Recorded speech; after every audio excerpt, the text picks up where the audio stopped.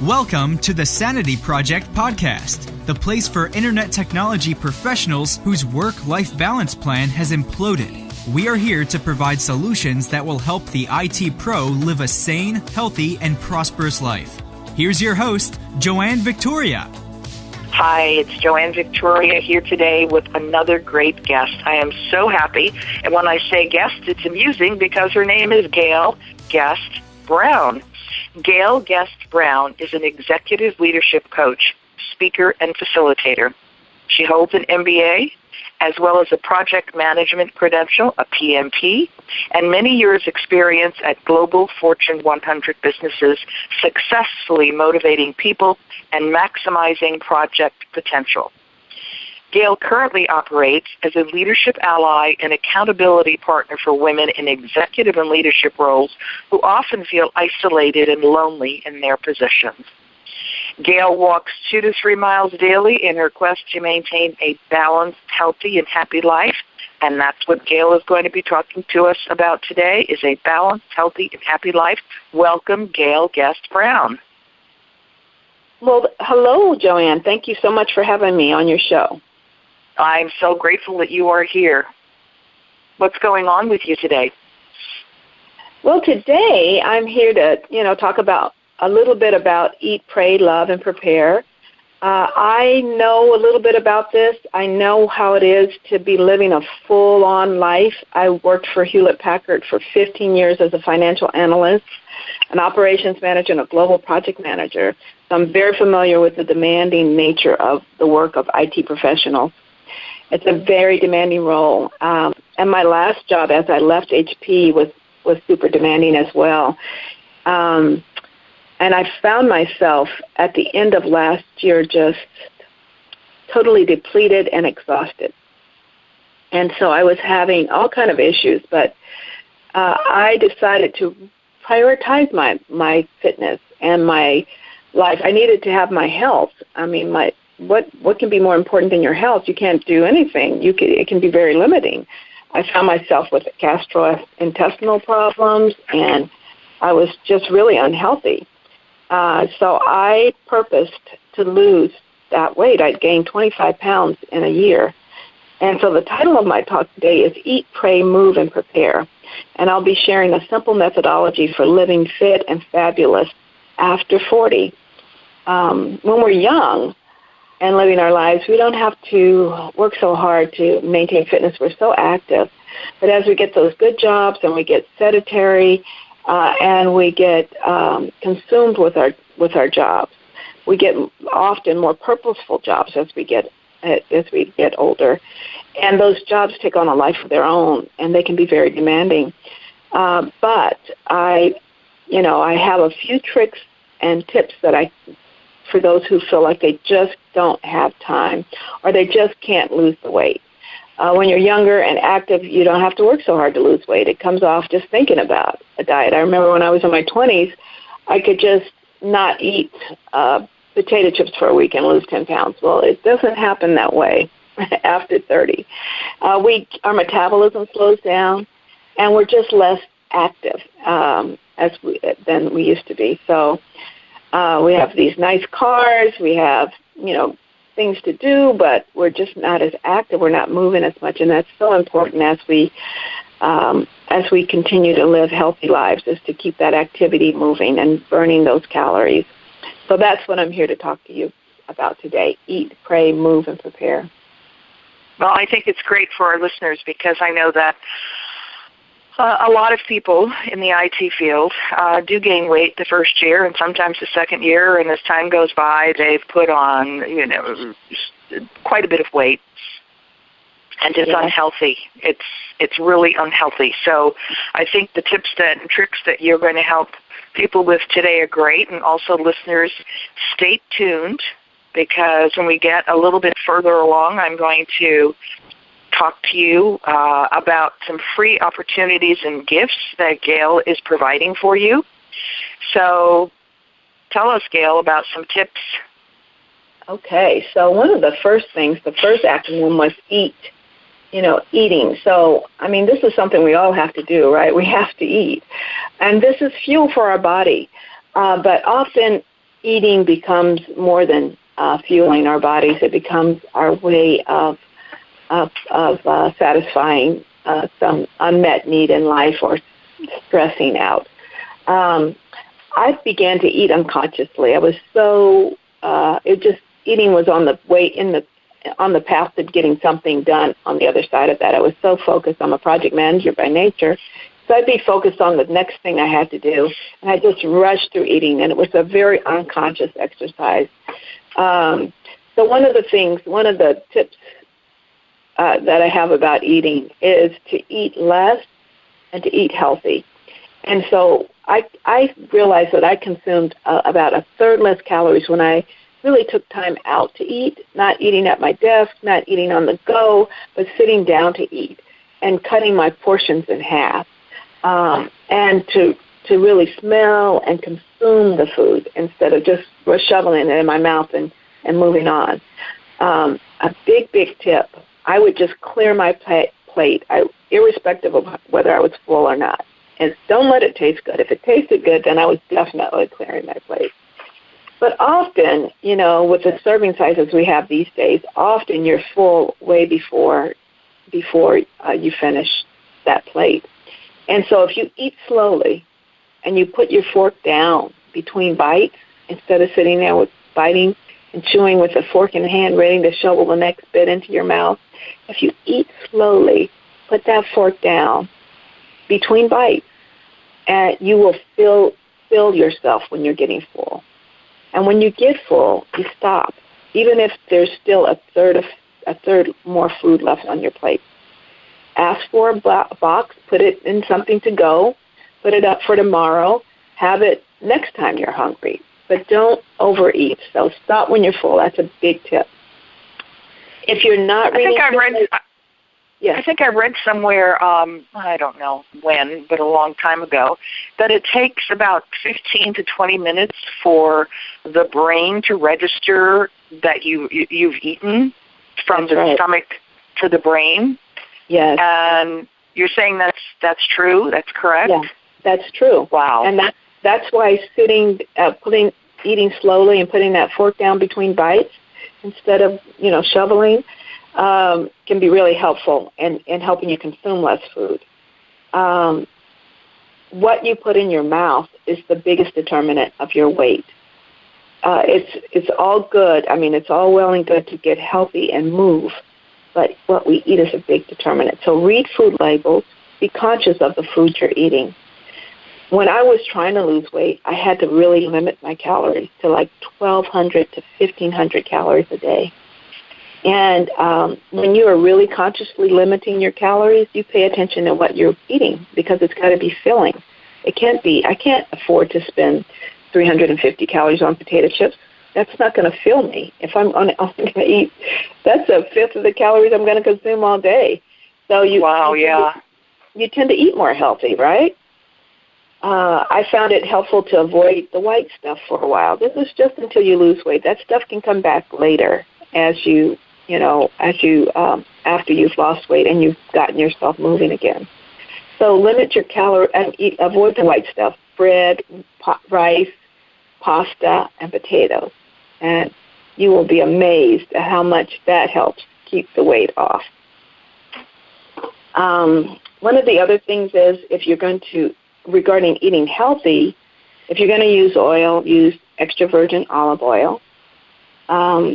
Eating healthy means increasing the number of greens and salads that you have during the day. We try to eat 5 servings, and most people say, I can't eat 5 servings. But if you consider the fact that a salad has lettuce, tomato, cucumber, maybe some other vegetables in this, that's 3 servings right there. So if you had a vegetable at dinner, that's 4 servings.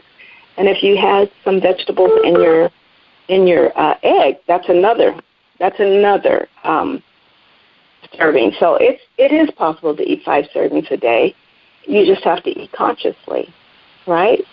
So how much is a serving? Would you say it's a half a cup, a cup? If you look at the palm of your hand, that's a serving. Yeah. That's not that bad. Yeah, you can do that. That's doable. I think that when people say, they're not as clear as I would like them to be. But when people say serving, I'm thinking a cup, and that's a lot for somebody who doesn't eat many vegetables. So if you're talking about a serving just being in the palm of your hand or the size of the palm of your hand, then that's much easier to deal with. Yes. And when you're paying attention to your food and your health, you just tend to eat more salads anyway and eat lighter. A big tip is to not eat. Do not eat after 8:30 or 9 o'clock at night. Because you know why? What are you looking for at 8:30, 9 o'clock at night? You looking for something healthy? Chips. Right? You're looking for something healthy? You looking for some broccoli or vegetables? No. You're looking for something that's going to satisfy you. And so avoid eating after 8. So I try to eat dinner, everything, and not to eat anything else after 8:30 at night. And that really helped me to control the amount of food I put in my mouth and therefore the amount I needed to burn off. So eating healthy, stopping when you're full, avoiding the white stuff, reading labels, minimize your snacking and grazing. So just eat consciously. If you can increase the servings of fish to 2 or 3 times a week, that would be wonderful. That would help greatly. And so that was another thing I did. Regarding the pray section, so eat, pray, move, and prepare. So praying, this is the first time that I incorporated prayer into my exercise. I typically didn't, but this was, I think, very helpful for me because prayer increases self-control. And also prayer, it does, and prayer is linked to lower blood pressure. So this is a great reason to incorporate prayer. It helps you to focus on you. I mean, our God, whoever you call God, I call God. Your higher power wants to be in your life. So pray during exercise. I have a little app on my phone called Our Daily Bread, and it will read a daily meditation, a daily scripture and story to me while I'm walking in the neighborhood. And so it's a great way to get a little bit of a spirituality in there and connect to yourself and a higher power, and that always makes you feel more empowered, like you can do what you need to do.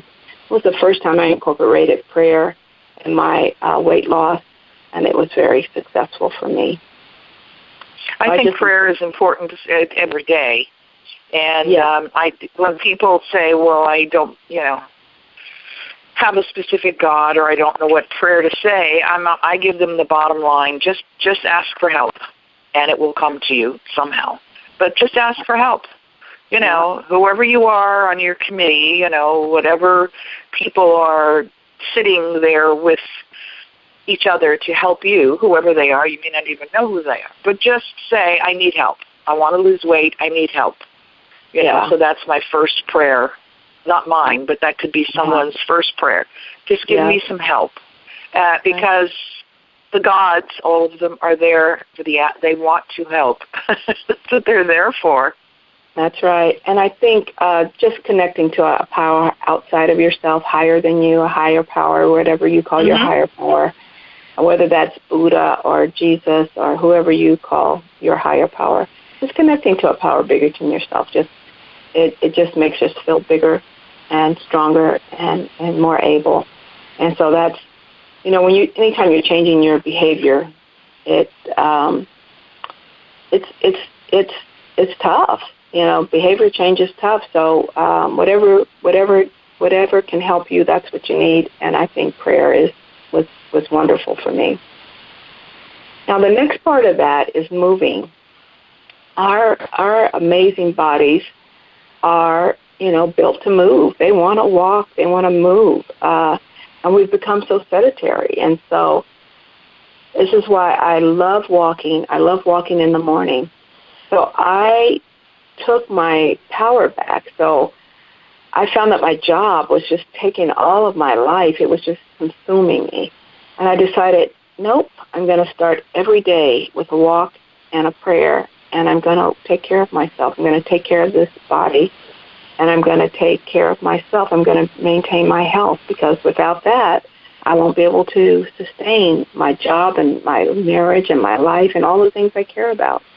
Mm-hmm. So it became important to me. So I prioritized my health, and I told my work, hey, look, I'm coming in a half hour later. I'm going to walk every morning. I'm changing my hours. I used to go in from 9 to 5. I'm now coming in from 10 to 6. And they weren't too happy about it. But I said, hey, I have to do it. I'm unhealthy. I need to be healthy. And I've chosen to do this. And so I'm taking that back. I need this. So I just took my power back. And I purposed to be healthier that year, and I did. And I lost 30 pounds, and I felt so much better. I got off all of the meds. At one point, I was snoring. I had never snored in my life. My husband was threatening to move into the other bedroom. I couldn't have that. And I lost that weight. I stopped snoring. I didn't have the acid reflux. I got off all meds. And the only thing I'm currently on now is my asthma medicine, but everything else fell away because it's just a healthier me. So that the CDC recommends 30 minutes a day, 3 times a week. But if you're losing weight, if you're trying to lose weight, it's important to move every day because you are eating every day. So you're consuming calories every day, and the average American consumes over 2,000 calories a day. And Joanne, do you know how many calories it takes to burn 1 pound? No, I have no idea. I know. It takes 3,500 calories to burn 1 pound. So if you're consuming 2,000... That's a lot. I know.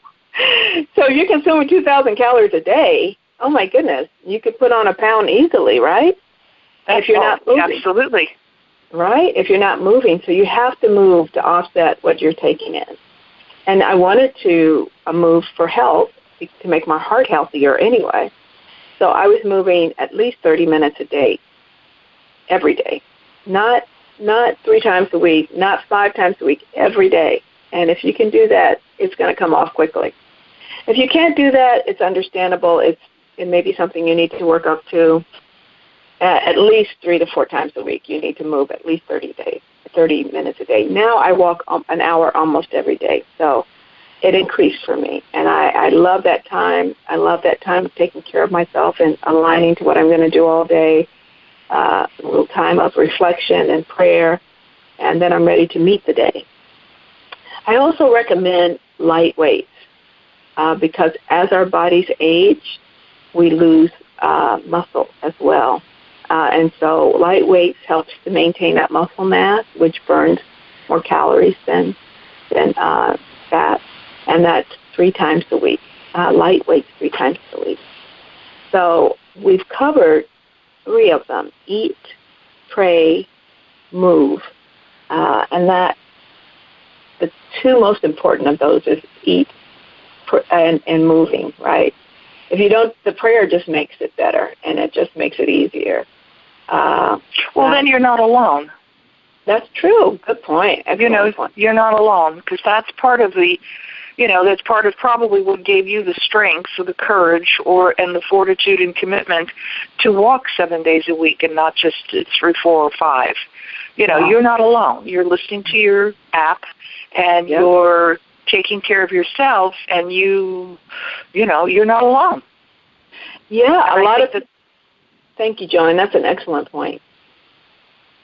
You were going to say something else? Well, I think that's the part of the problem that a lot of people have. There's this, they can go in these group things, the Weight Watchers and so on and so forth, and be with other people, but not everybody's made for groups or teams or whatever you want to call them. So if you want to do it on your own but still need some support, when you pray, you're not alone. That's an excellent point. And when you do it alone, you don't have to coordinate with anybody. So, I mean, it's on your schedule. When you work with other people, like now my neighbor walks with me, and now I frequently have to, we have to calibrate. Is 7 o'clock good for you? Oh, no, I have to do this or I have to do that. And so people can sometimes get in your way, and I needed that consistency. I needed to go every day, whether somebody was with me or not, because that's how committed I was, right? So that commitment is important to losing weight. It's so important in maintaining your weight loss that you take off, because we eat every day. I'm consuming calories every day, so I need to burn something off every day. So the last part is to prepare for success, and that is to prepare for success. And so before you begin a weight loss regimen and a healthy life regimen, you might want to clear your pantry of all those prepackaged and convenience foods, the stuff that's there just to throw in our mouths unconsciously so we can satisfy some urge to eat. That stuff is loaded with carbs and sugar and generally unhealthy. I love potato chips, but I couldn't keep them in my house at this time. Now, I might treat myself to a potato chip now once a month or once every 2 weeks, but I don't keep a big bag in my pantry anymore. I can't afford to. I went to, I don't know how to describe it, but there was somebody local, and he was putting on a small event, and it was about losing weight, and basically it was a lot of self-talk. But when he talked, which is fine, but when he spoke about potato chips, he says you might as well just pick up a bag and squeeze the fat out of it, because it's just fat, sugar, because that's what potatoes are. White potatoes are sugar, so are sweet potatoes, but it's different. But, potatoes and sugar and oil, that's all it is. That's right. That's right. And they're really, I know they taste good. Oh, I do. I know they taste good, but I can't have anything in the house. That's the way it works for me. That's how I prepare. I just can't buy it. Good. If it's in the house, I just can't buy it. I can't hide it from myself. That's right. That's right. So that's exactly what I do too. I mean, and that's what your supporters are going to have to do. They're going to have to clear their pantry before they go on this, journey. And add healthy snacks. Healthy snacks are celery stuffed with peanut butter. That's a pretty healthy sauce. So, I mean, you can Google it, healthy snacks, or you can Pinterest. Pinterest has great recipes and everything. But I also recommend you weigh yourself at the beginning and weigh yourself weekly to see how you're doing. And log your weight and your interest, and you can see you want to measure. So what I found was interesting is sometimes I wouldn't be losing weight, but I'd be losing inches, and that would keep me going. And so I, at the very beginning, took measurements of my arms, my bust, my waist, my belly, my hips, and my thighs. And it was so invigorating to see the inches come off. So I totally lost 4 inches all the way around. My body is, 4 inches in circumference smaller. Wow. And it's significant, when you look at it that way. My husband sometimes comes up to me and wraps his arms I think he's trying to get his arms all the way around me. And he never used to do that before, so I thought that was curious. But but anyway, and I guess my last tip about weight loss and getting healthy is it's a process and a journey. And when you fall down, you just get up and begin again. Don't stay down. Don't think it's all over. You messed up, and therefore you must eat like crazy for the next 3 days. No, just get up and start again the next day. And eventually it will come off, because it is just a math problem. Calories in minus calories burned equals your weight. It's a math problem. Food consumed minus exercise and movement equals your weight. And so it will come off. So you just have to stick with it and, be diligent about taking care of yourself so you can be here to do the things you love and see the people you love and do the work you love. So that's what it's all about. It's so important. Consistency is the key in anything. Whatever you're studying or working on, you must be consistent. And I think that that's what you're saying that people should do in this Eat, Pray, Move, and Prepare presentation. I want to make sure that our listeners know that you're providing a free gift for them. And I noticed that you have an abundance of opportunities here for people to work with you and just to, so one I see here is that you're offering an easy-to-read BMI chart for all who request it on your Facebook page, and it's facebook.com/GGB coaching, and they will go there. And then you're offering 2 free 45-minute strategy sessions to the first 2 listeners to register with the code Sanity 2017. That's SAN space IT space 2017. And you can do this right at the gbiccoaching.acuityscheduling.com. This will be in the show notes, people, so don't worry about writing it down. And her or her Facebook page, facebook.com/GGB coaching. Just hit the book now button. And this is a $125 value, people. And if you're not one of the first 2 clients, she's also offering a 50% off a leadership coaching promotion for the new year to help clients get their new year off to get a good start. And if you're checking out at these same links at GGB Coaching, it's all uppercase, the new year, forget that, new year, new client code at the checkout. And then you'll have a 50% off the leadership coaching promo for the new year. Again, we will have that in the show notes so that people can go there. And these will be links, probably direct links. So what has been a lesson or advice that's stuck with you? With regard to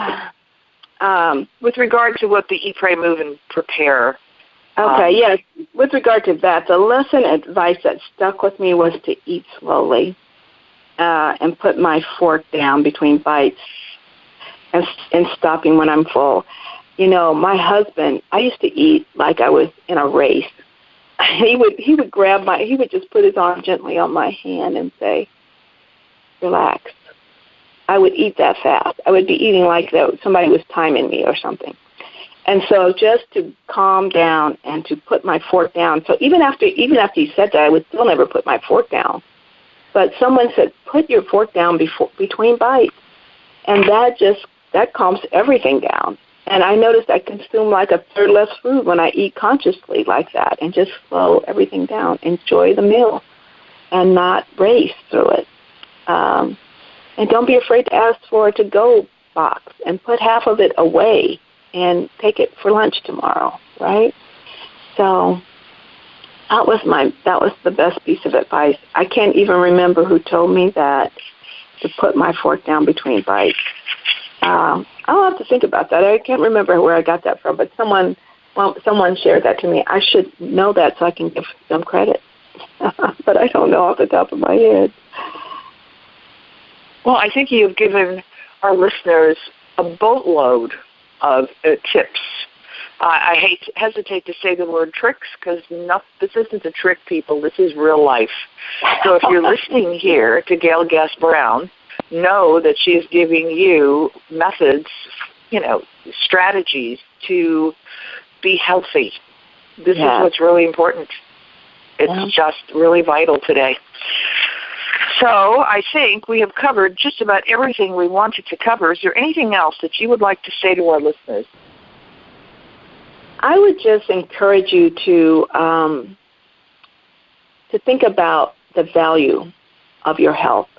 I would encourage you to think about that in context of how you want to live your life. It is so centered, and I think we just take our health for granted. But think about that what it means to be healthy and what it allows you to do. And then try to incorporate plans and strategies for maintaining your health. I recognize that. I actually left my last job because I determined that it was just unhealthy for me. It was so consuming. And that's what allowed me to pivot to my new coaching practice. I had the benefit of a coach for over a year last year, and it was great because often in those executive leadership roles, women feel very isolated, and I did. You're making decisions that impact the whole operation, and there's nobody to talk to about that, especially in the nonprofit field. So I had a coach all year last year, and it was a wonderful experience. After that, at the end of that year, my coach said, Gayle, with all of your experience, you could be a great coach. And so that's what allowed this pivot in my life, and I'm loving it. It's just healthier all the way around. I'm doing what I love doing, which is helping people and encouraging people. And I just encourage you to, take your life back. We only get one, and to live it to the best that you can. If you've got your health, you've got everything. That's what they say. That's right. And Gayle has just given you more tips. You're going to have to re-listen to this podcast, people, and write things down. Well, I thank you, Gayle Guest-Brown, for being here.